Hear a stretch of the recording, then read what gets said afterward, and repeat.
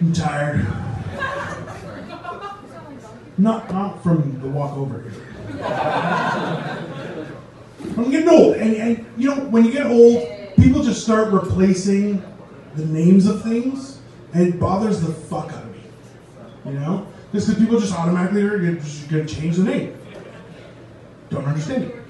This morning I saw GTHA, the Greater Toronto Hamilton Area. What the fuck did that happen? It's bad enough, you know, we get lumped in with the fucking three-armed people from Pickering, but now we're getting the troglodytes from the Hammer. I don't know what that happened. I was worried when I wrote that there were going to be people from the Hammer here, and they were going to flip me off with like all 7 of their middle fingers.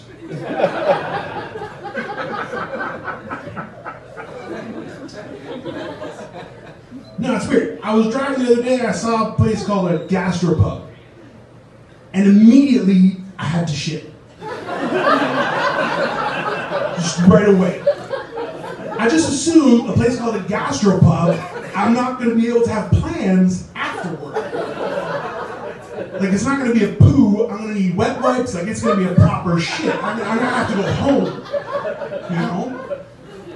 And what makes it worse is when you go to a place like this, you'll find on the menu, let's see, it's a pureed nut spread with a grape relish reduction paired with brioche. It's a peanut butter sandwich, motherfucker!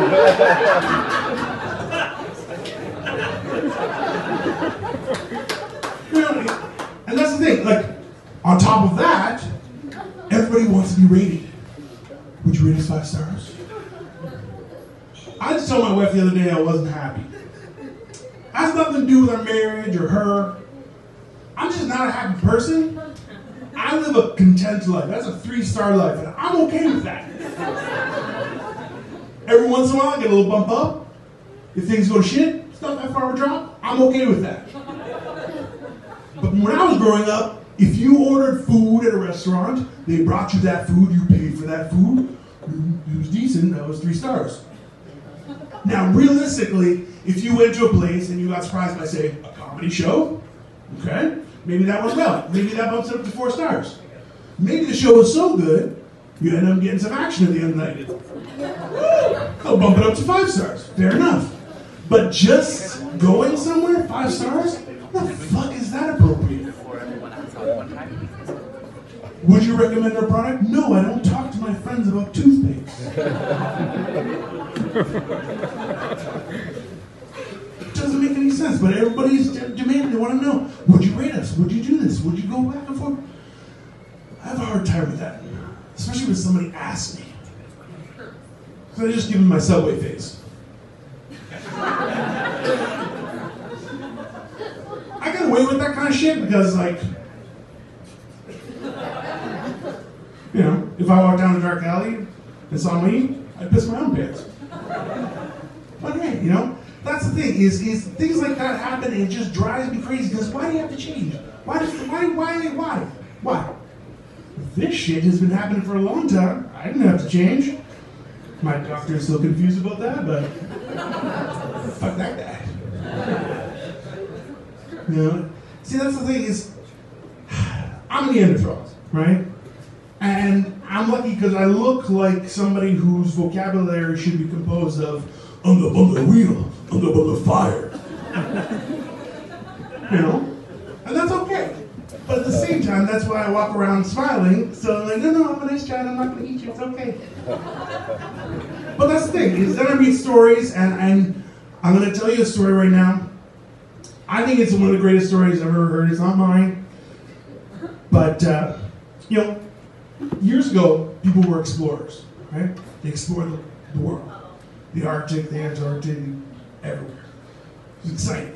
Everything was new. So this is a story about a man who did that when he was young. He explored the world. And in his travels, he came upon, with his guide, a young elephant that was caught in a snare. Couldn't get out. His bleeding was... And of course, this guy tells him, it's going to kill you. You can't go close to it. He's like, no, he needs our help. We got to try something, right? He was very adventurous in that way. And sure enough, he slowly earned its trust, came close, helped it. It nuzzled him afterward. You know, elephants remember everything. He made a friend that day. Years later, wife, kids, job, we all know and hate, right? Regular stuff. But he took his kids to the zoo one day, and when he came upon the elephant enclosure, there was one elephant, now an adult, wouldn't take its eyes off it. He would hide, still look at him.